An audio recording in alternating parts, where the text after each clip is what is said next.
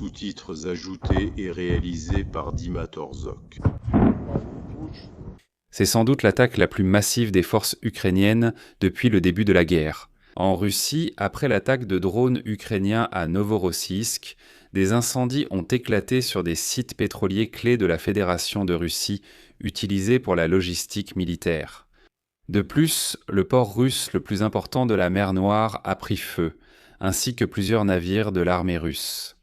Mais dans cette édition, nous allons discuter non seulement des conséquences de l'attaque ukrainienne, mais aussi de la façon dont le Kremlin y réagit. Et donc, comprenant que la guerre s'enlise, Vladimir Poutine n'obtiendra clairement pas la victoire sur laquelle il comptait. Le Kremlin essaie d'intimider l'Europe et en même temps les Russes, mais avant tout, bien sûr, les Européens, afin qu'ils tentent de dissuader l'Ukraine d'attaquer la Russie. Aujourd'hui, le ministre des Affaires étrangères de la Fédération de Russie, Sergueï Lavrov, a déclaré que l'Occident se préparait à attaquer. Contre la Fédération de Russie et d'anéantir tout ce qui y est lié, il dit qu'ils veulent détruire tout ce qui est russe. Selon lui, il s'agit de la préparation d'une attaque par les forces de l'Europe unie où l'idéologie du nazisme renaît.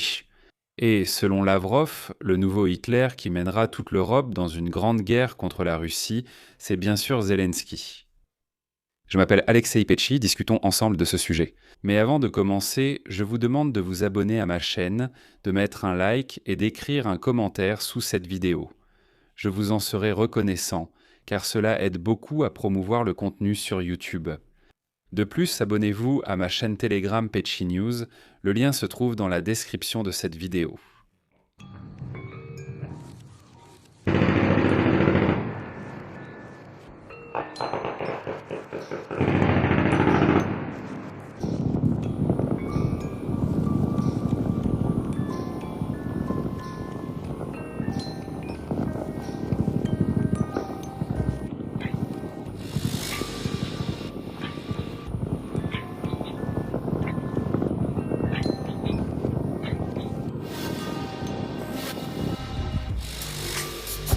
Sous-titres Dima Torzok.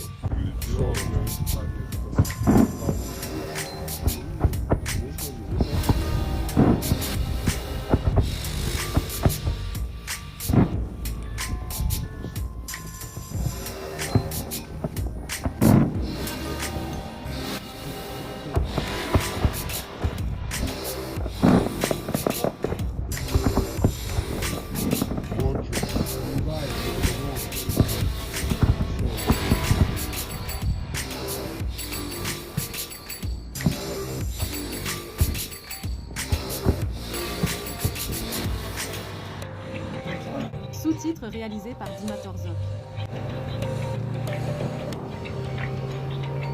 Sur ces magnifiques images, vous voyez les conséquences de l'attaque de drones ukrainiens sur Novorossiysk, dans le kraï de Krasnodar, en Fédération de Russie.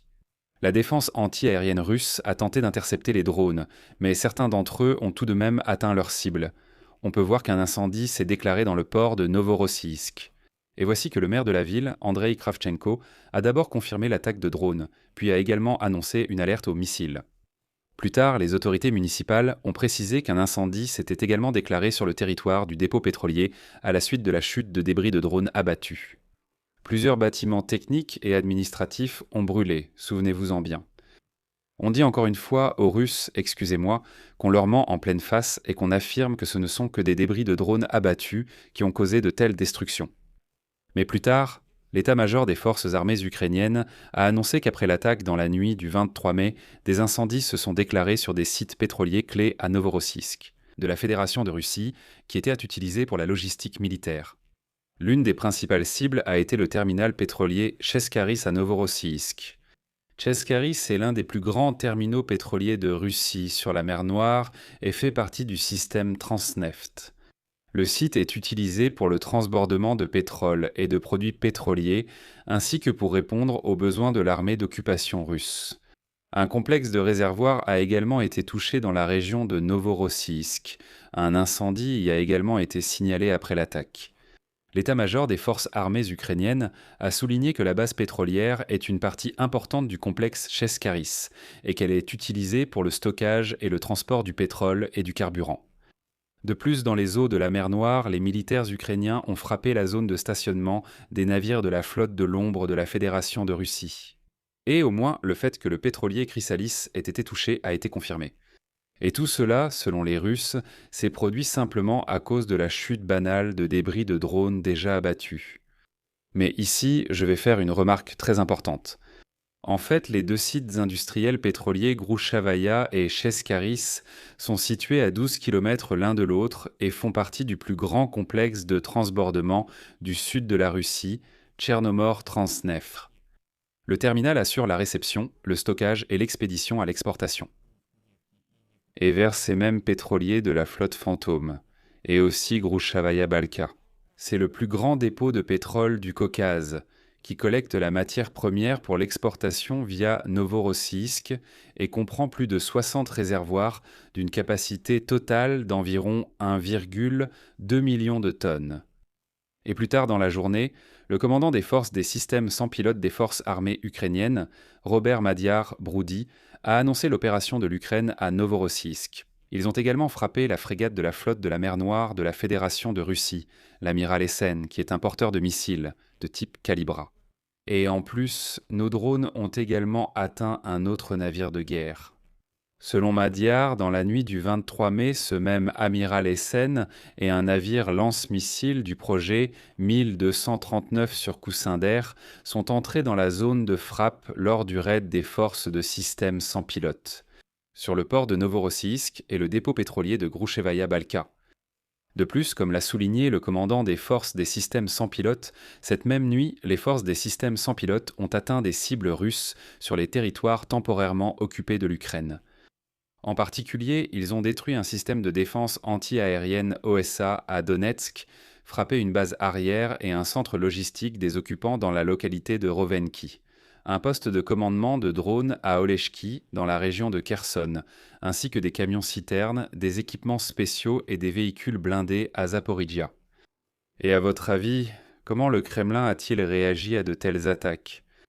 Exactement, ils se sont empressés d'effrayer encore plus les Russes sauvages et sales avec des contes disant que l'Occident maudit veut détruire la mère Russie. C'est pourquoi tout le monde doit se lever pour la grande guerre patriotique.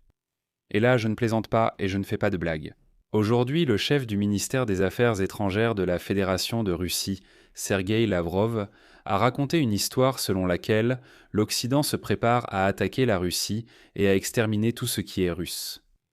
Selon lui, il s'agit de la préparation d'une attaque par les forces de l'Europe unie, où l'idéologie du revanchisme renaît.